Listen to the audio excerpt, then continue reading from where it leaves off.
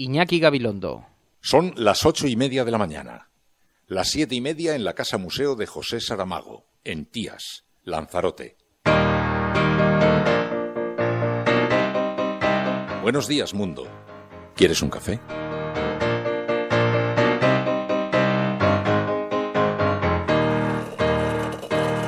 We were sailing on waves of silver. There were echoes in the wind. When we raised our sails to capture them, the ship was lifted up and then we sang. Oh,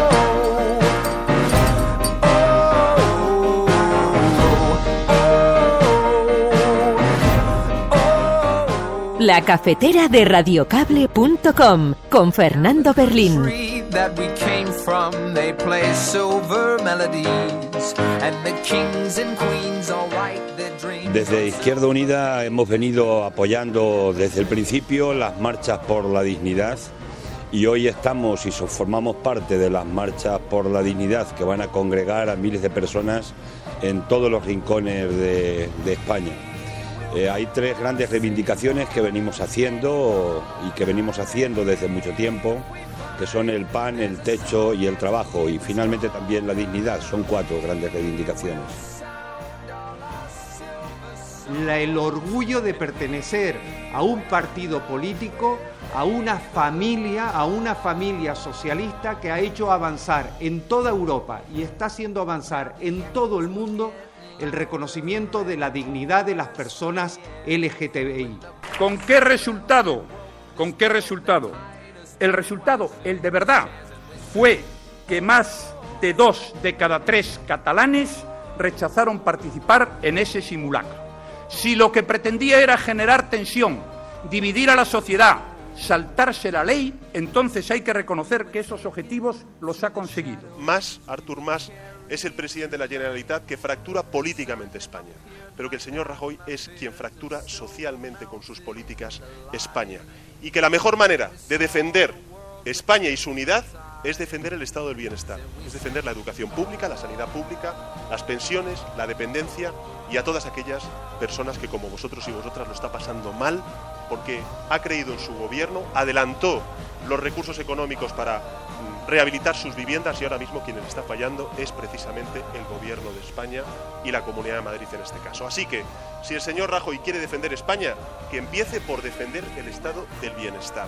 Bueno, la gente no le gusta tener la sensación de que se valora de forma distinta su voto que el de otra persona. Yo creo que cuando vamos a los procesos electorales y pedimos el voto a la gente para que nos apoye en los procesos de transformación de instituciones, pues creo que nos valen mucho esos votos, pues ahora tienen que valer lo mismo. ¿Qué opinión le merece las críticas de José Carlos Díez? Yo le tengo mucho aprecio al profesor José Carlos Díez, él lo sabe, lo he dicho en público, en privado. Creo que va a ser una persona que va a tener mucha importancia y mucha presencia en el futuro económico de España.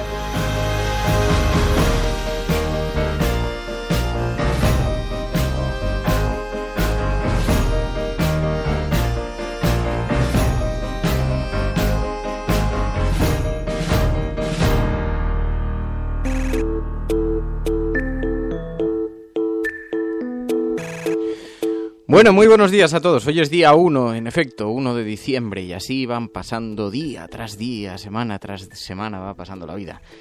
Muchas gracias a todos por la compañía. Estáis en la cafetera, de nuevo, en un lunes que amanece un poquito, os lo voy a decir, me asomo a la ventana, un poquito, aquí un poquito nublado. Se aproxima el invierno y viene duro.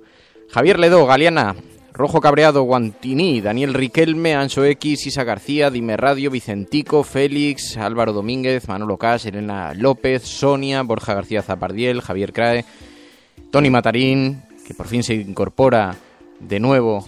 No se incorpora, dice, os escucho en diferido, bien. Manolo Celemín, bueno.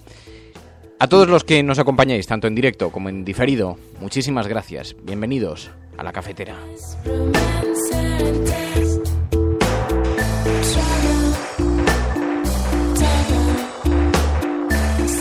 Ya sabéis que nos juntamos aquí, abrimos los periódicos, los colocamos sobre la mesa con unas tazas de café y los comentamos cada mañana. Y hoy vamos a hablar con José Carlos Díez. ¿Sabéis que mientras se estaba elaborando el programa económico de Podemos tuvimos la oportunidad de comentarlo aquí con Juan Torres López, con uno de los que lo han escrito? Y hoy queríamos poner la mirada a través de uno de sus mayores críticos, de José Carlos Díez, que sabéis que ha pronunciado y ha escrito algún artículo al respecto, críticas muy duras contra ese marco económico, y queríamos comentarlo, pues nos parece que es un asunto que debe ser contrastado desde diferentes ópticas. Así que hablaremos con él en unos segundos. Yo no sé si visteis La Sexta Noche, pero esto fue parte de la entrevista también que le hicieron a Juan Torres López, con quien volveremos a hablar también en el futuro, para que nos especifique un poco más, nos detalle un poquito más ese marco económico que han escrito. Y mientras tanto, pues tenemos mucho Podemos en las portadas, de ahí todo esto. Pero bueno, tal y como está la sociedad española, pues todo es comprensible. Así que estás escuchando La Cafetera. Si lo estás haciendo, eres la Resistencia y no estás solo. Buenos días.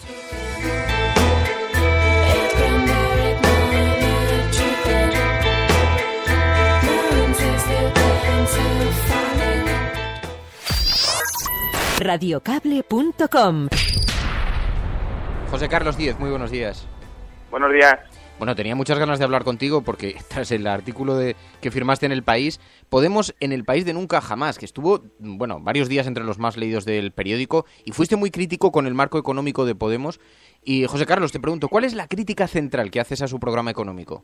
Bueno, hombre, yo creo que esta transición que han hecho del bolivarismo chavista, yo llevo discutiendo con ellos sobre que el modelo era Ecuador y pagar la deuda, y ahora de repente ya no, nos vamos a ir a Suecia, pues eso lo hace poco creíble. Pero yo creo que lo peor del modelo, he entendido, en España hay un problema de deuda que evidentemente habrá que ver si... Yo defiendo la reestructuración de la deuda privada, lo he dicho en varios sitios.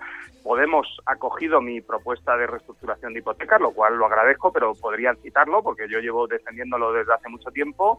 Pero lo que ellos no entienden es que para resolver un problema de deuda hay que hacer ajuste fiscal y crecer a la vez.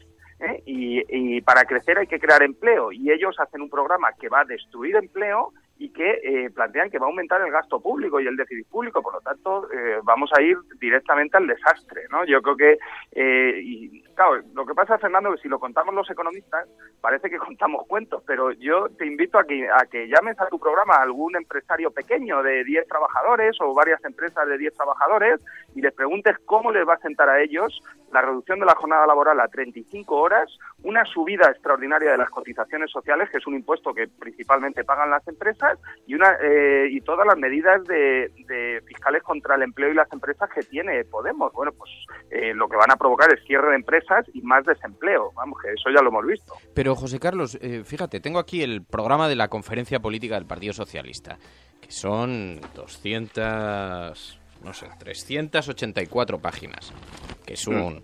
Y en el programa coges las propuestas y propuesta por propuesta son enormemente parecidas. Es decir, siendo un marco, el que plantea Torres López y Vicens Navarro, que no es el programa económico, siendo un marco, es muy similar al objeto que perseguía esta conferencia política. Y hay enormes paralelismos. También buscan unos objetivos similares en aquella conferencia del Partido Socialista. Bueno, vamos, te leo si quieres algunos ejemplos, pero tengo tasas sobre operaciones financieras, la Agencia Pública de Financiación, las ayudas por hijo, los permisos de paternidad equiparados a los de maternidad, el derecho a la educación infantil. Hay muchos que son muy similares. Sí, pero o sea, yo creo que la estrategia es clarísima. Ellos fulminaron sin piedad en las elecciones europeas el programa de Izquierda Unida.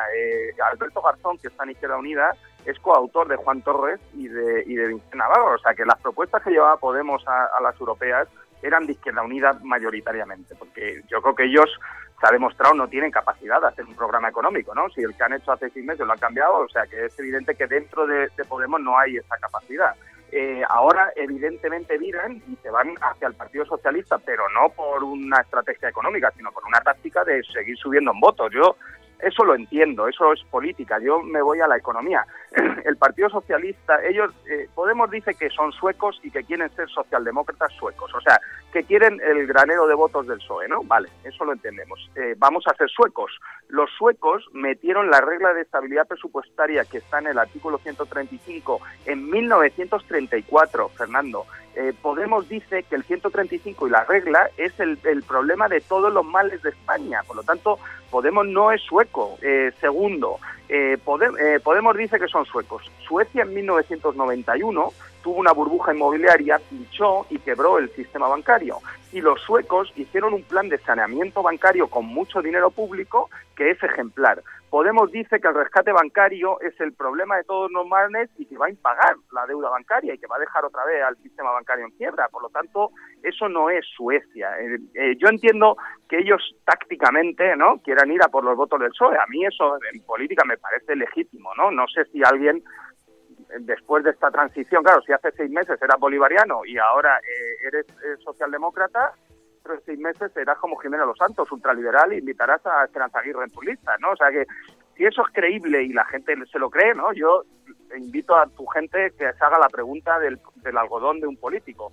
¿Tú le comprarías un coche de segunda mano a un tipo que hace 6 meses decía que era bolivariano y ahora es socialdemócrata, y que hace 6 meses decía que la socialdemocracia era el problema y que ahora es la solución, y que hace 6 meses decía que Vicente Navarro era un caradura, que había trabajado para el Partido Demócrata y ahora es un gran académico? Bueno, ¿no? Pues yo no le compraría un coche de segunda mano a un tipo así, ¿no? Pero bueno, eso ya es elección de tus oyentes. Bueno, en su defensa debo decir que ellos no se autodefinieron como bolivarianos, sino que fueron otros, Felipe González, por ejemplo, entre otros. Pero vamos, en fin, te compro el argumento.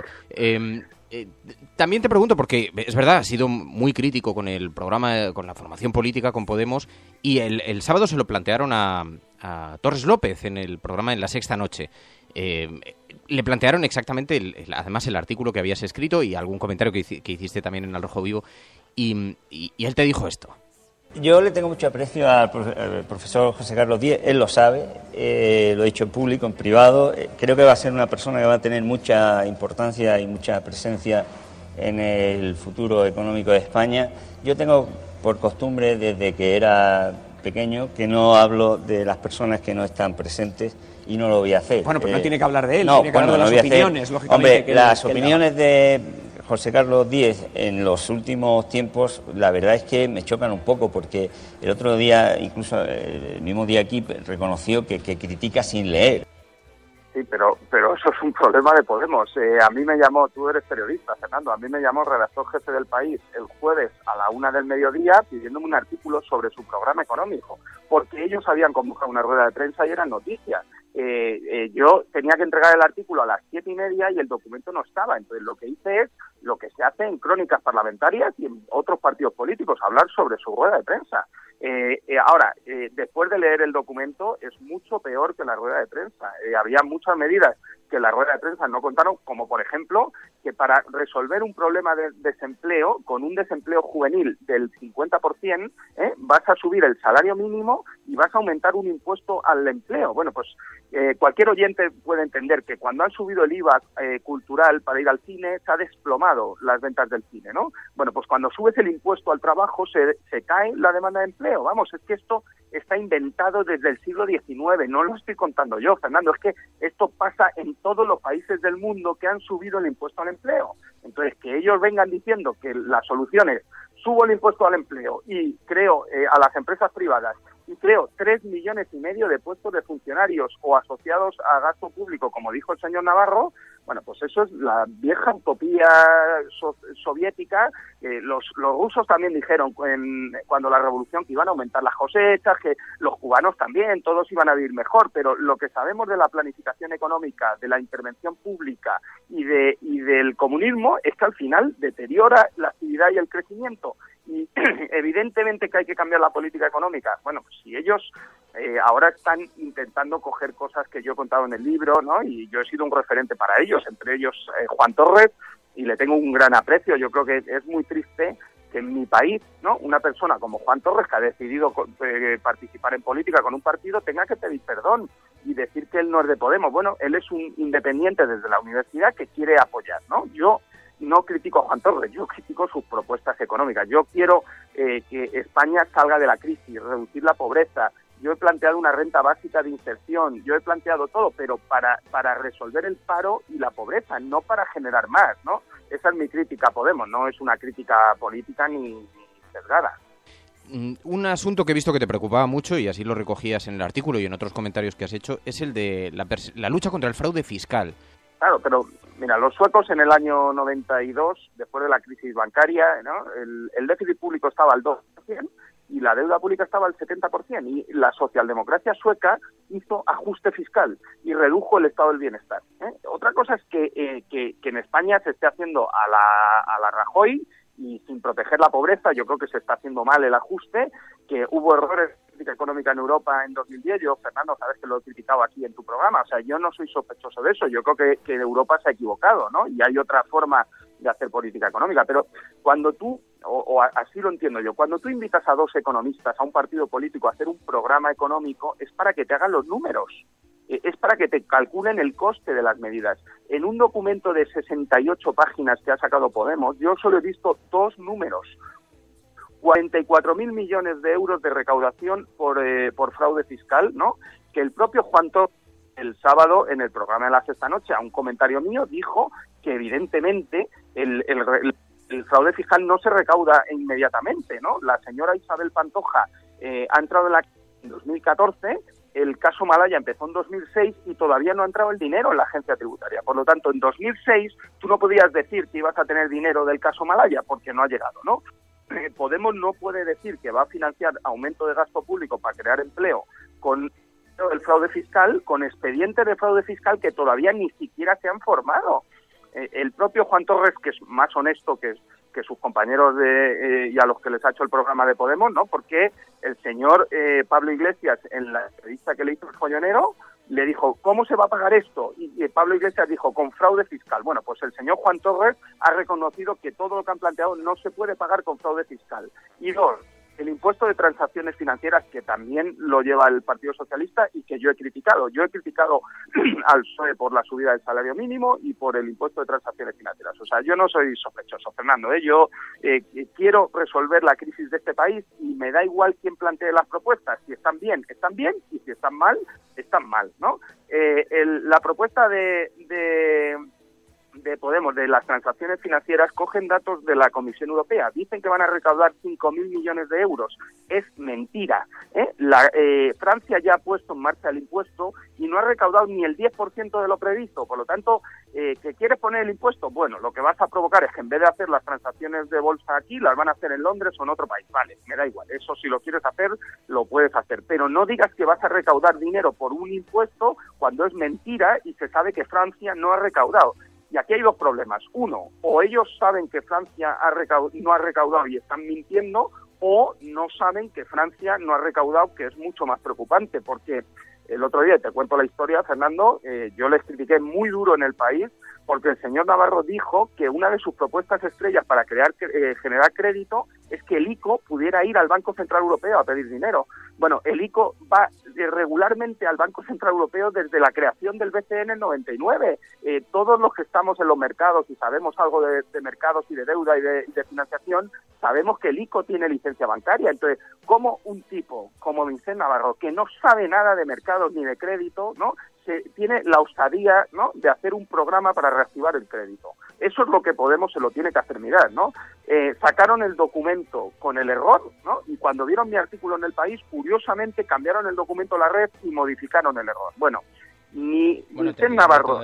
Te diré de todas maneras que en la conferencia política del Partido Socialista también se incluye la reforma del ICO, la transformación, la Agencia Pública de Financiación, en el punto número 794. Pero, en fin, entiendo perfectamente... Pero yo solo apoyo, Yo creo que el ICO tiene que hacer una función mayor, que tiene que implementar cosas que la banca privada no está haciendo, y yo eso sí lo apoyo. No, me refiero que tú no puedes tener un error conceptual. En cualquier país serio, ¿no?, una persona que dice eso está deshabilitada e inhabilitada para presentar un programa económico, Fernando, porque lo que estás demostrando es que no tienes los conocimientos suficientes para poder resolver la crisis de este país, y más grave. Ese documento ha estado editado y ha pasado por las manos de todo el personal de Podemos. Ahí ha metido mano mucha gente. Bueno, ni Juan Torres ni Vicente Navarro sabían que el ICO ya tiene licencia bancaria, ni todos los de Podemos. O sea que, evidentemente, ¿no?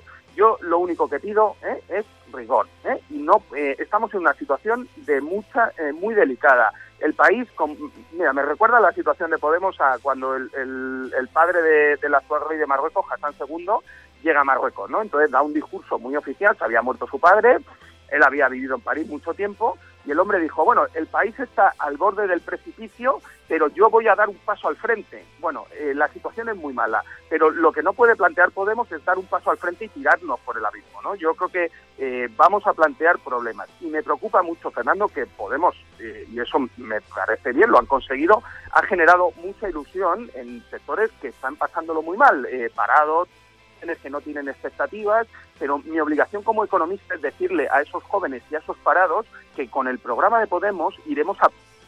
la gente piensa que no podemos empeorar, no han visto crisis en países emergentes, no han visto impagos desordenados de deuda como el que planteaba Podemos hasta hace 48 horas. Todo es susceptible de empeorar en España y como decía el filósofo, en ciencias sociales los experimentos con gaseosa. Mi plan es el plan del Podemos original, del Yes We Can. Estados Unidos, sin revoluciones, sin cambiar el sistema capitalista, sin hacer cosas extraordinarias y haciendo una buena política económica, ha creado 10 millones de empleos. Ese es el plan. Pues José Carlos Díaz, te agradezco muchísimo, José Carlos, que atiendas esta llamada, como siempre. Muchas gracias, muy buenos días y muy buena suerte. Un placer, Fernando, con tu cafetera. Radiocable.com.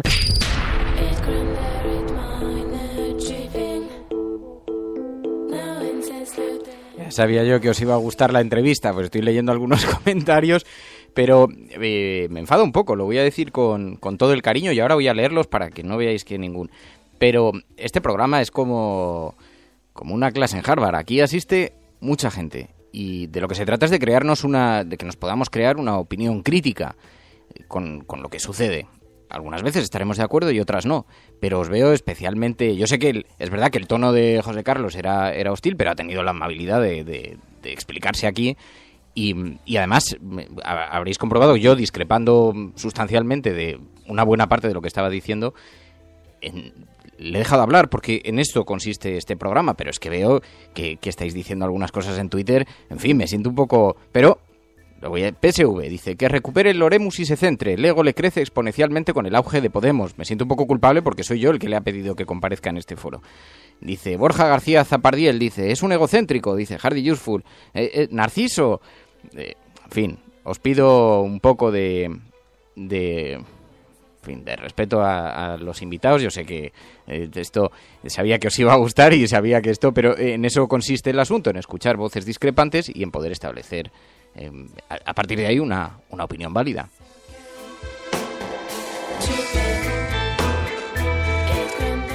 Javier Crae dice, todo es susceptible de empeorar en España. Esto sí me lo creo al 100%. Dice Virginia, dice, la gente piensa que no podemos empeorar, todo es susceptible de empeorar. Destaca también esta frase. Bueno, en todo caso, este es vuestro programa, vosotros mandáis, pero yo os insisto en la vocación que tiene, que es precisamente de acercar a gente que tenga cosas que aportar y que podamos escucharlas con atención. Bueno, vamos a pasar a ver las portadas de los periódicos porque también hay bastante Podemos del que hablar.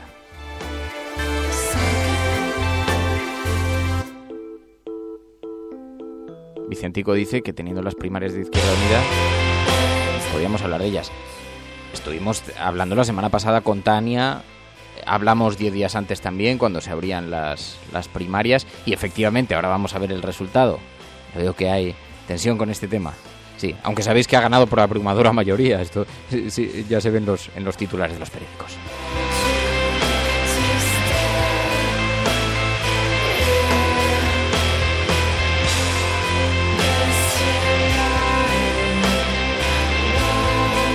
Los viejos pensadores definían, Epicurio, Séneca, los Aymara, pobre no es el que tiene poco, sino que verdaderamente pobre es el que necesita infinitamente mucho y desea y desea y desea más y más.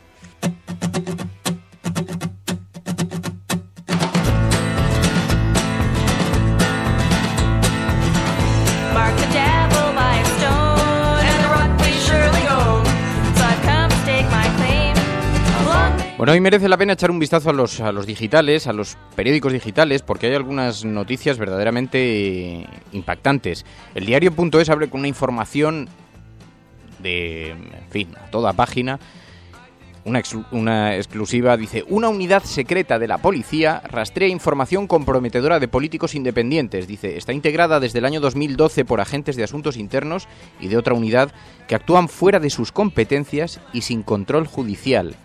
La Dirección de Policía busca inspectores que hablen catalán y tengan experiencia en investigar delitos económicos. Qué llamativo que se produzca desde asuntos internos, que es precisamente ese brazo de la policía que más conexión tiene con el CNI.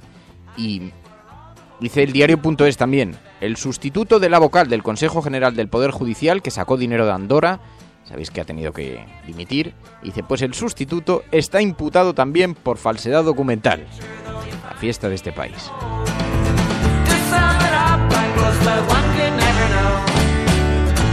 Explica el diario.es, dice que el suplente que va a sustituir a la dimitida Mercè Pillem en el Poder Judicial es Antonio María Álvarez Builla Ballesteros, decano del Colegio de Procuradores de Madrid. Dice. También el diario.es, esa noticia a la que os referíais hace un momento en Twitter, dice: la arrolladora victoria de Tania Sánchez abre una nueva etapa en Izquierda Unida de Madrid. La candidatura alternativa al sector oficial se impone holgadamente al sector oficialista en las primarias abiertas. Y dice, la vieja guardia de Izquierda Unida de Madrid se juega su supervivencia. Por cierto, qué impactante la lluvia de desmentidos que tuvieron que publicar algunos periódicos. Vimos el de La Razón, lo habréis visto. Se equivocó en una de las informaciones que dio sobre el padre de Tania Sánchez, no había tal piso de protección oficial y tuvieron que rectificar en las páginas y reconocerlo. Y después el que publicó La Gaceta también, en el que aludía a una supuesta campaña de desinformación lanzada desde dentro de Izquierda Unida para atacar, para dañar a Tania Sánchez, y La Gaceta lo desvelaba en un artículo en el que reconocía que las informaciones que les habían llegado también estaban manipuladas. Ya os dije la semana pasada que, independientemente de que pueda haber otros casos o no, porque luego no quiero que nadie me acuse de oye, tú has puesto la mano. Yo no pongo la mano en el fuego por nadie. Lo que sí que es cierto que dije es que en los casos de los que se le estaba acusando a Tania Sánchez eran bastante, por lo menos la forma en la que se le hacía era bastante frívola. La forma en la que se estaba persiguiendo algunas cosas que incluso el Partido Popular reconocía que eran perfectamente legales, ¿no? Pero bueno, esto ya lo hablamos la semana pasada.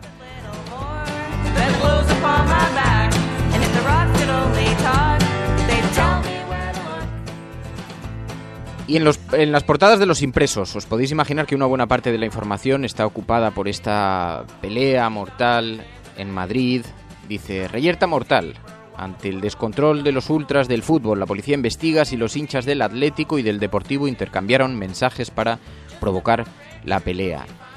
Hay una imagen, porque además todo esto habréis visto en televisión, que hay imágenes tomadas desde diferentes ángulos de esa batalla multitudinaria en las calles de Madrid, en la zona de Madrid-Río. A mí lo que me parece enormemente preocupante es que la policía no fuera capaz de poner cierto freno, porque esa batalla campal duró muchísimo tiempo. Y probablemente si la policía hubiera estado mejor presente en una cosa tan enormemente sensible como esta, hubiera estado presente y hubiera sabido prevenir, hubiera podido prevenir algo, probablemente no habría un fallecido, ¿no?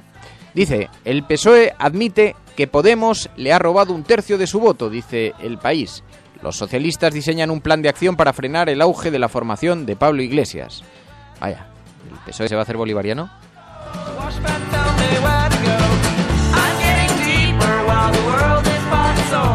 No, esto es una broma. Era una broma. Lo que sí que os voy a decir es algo que tengo cada vez más claro. En el Partido Socialista hay un verdadero ataque de cuernos. Y creo que tiene mucho que ver con que si hubieran sabido cómo hacer lo que ha hecho Podemos lo habría hecho el Partido Socialista, no me cabe absolutamente ninguna duda, pero ninguna.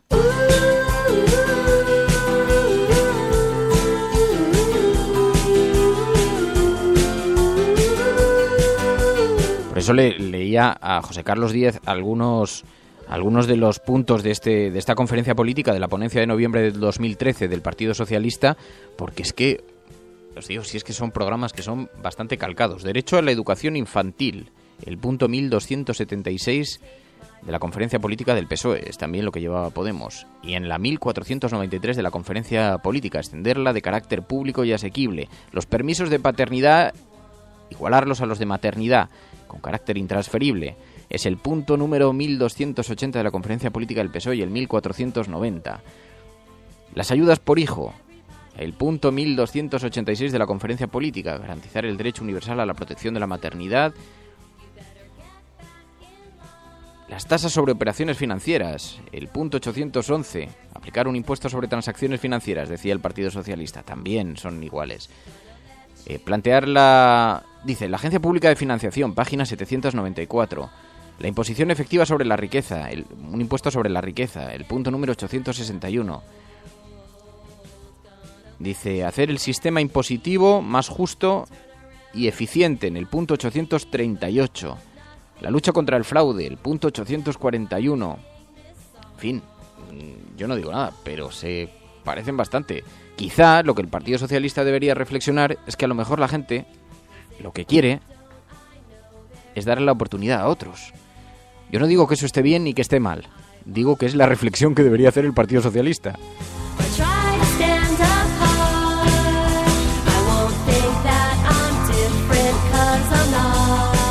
El ABC se equivocó, dice Paloma Irazábal. Qué comedido, Fernando. Han ido a degüello con Tania Sánchez de la forma más rastrera y ruin. No digo que se equivocó, digo que fue la razón, no el ABC, pero publicaron una nota en la que corregían una de sus informaciones. Y es verdad que hay acusaciones de que trataron de influir, no los periódicos, pero que sí acusaciones hacia una parte de Izquierda Unida que trató de influir en el resultado de las primarias lanzando estas informaciones, ¿no? Por último, periódico El Mundo dice, el mundo económico reclama el consenso al PP y al PSOE. Vuelve el fantasma de la gran coalición. Dice Juan Rosell, los pactos políticos siempre son buenos y deben ser con contenido.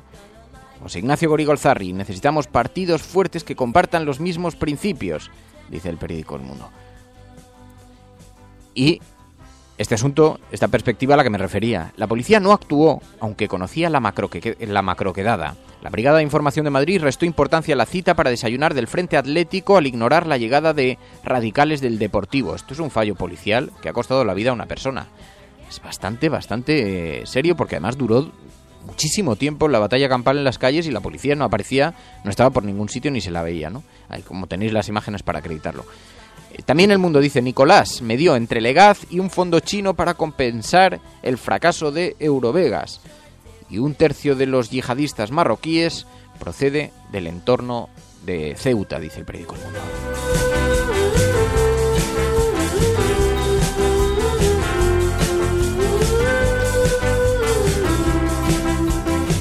La Razón dice, Interior pedirá a los clubs que echen a los ultras. El fallecido es Francisco Javier Romero, de 43 años, que fue tirado al río cerca del Calderón. La Liga dice que no suspendió el partido porque no localizó a nadie de la federación que preside Villar, y los vecinos aseguran que el Frente Atlético se grabó con el móvil al preparar la batalla.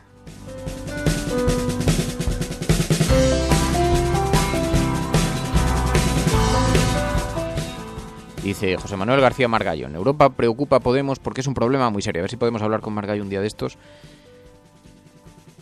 Dice, porque es un problema muy serio. Recuerda más que en la Unión Europea una secesión unilateral es imposible. Dice.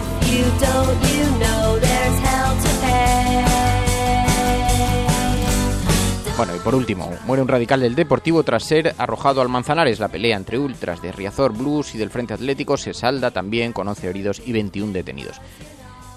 En fin, es un fallo policial, pero sin ninguna duda. Shut my eyes, look the other way as you blatantly take my life away from me.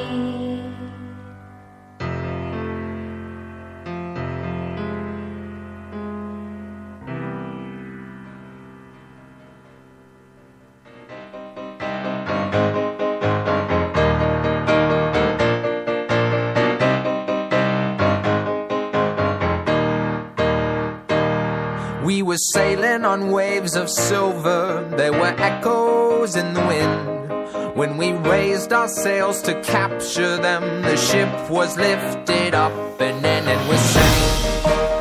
Hab Balfrey, Fulcrencio Quemado, Manolo Cash, Sander Deuda Odiosa, Hardy Useful, Moisés Soto, Virginia Rodríguez, Paloma Irazazábal, Vicentico, Diego Valencia, Guillem Salazar, Guantiní, Diego Martínez. Muchísimas gracias a todos por la compañía. Mañana más.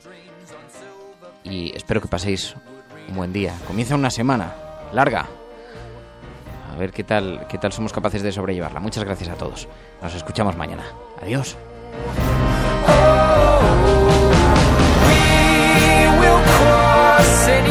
Se lo que se ha dicho es realmente interesante, entonces que se valore,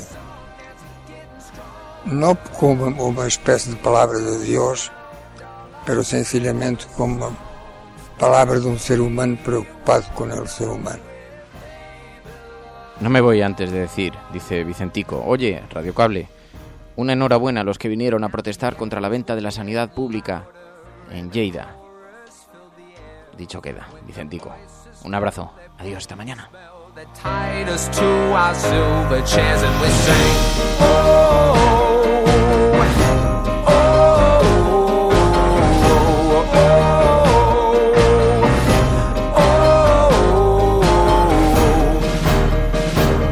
We were taken through the shadows, we were carried through the night. When the sun appeared, my God, my fears of silver melted in the light. And we saw the world with different eyes, and we sang, oh.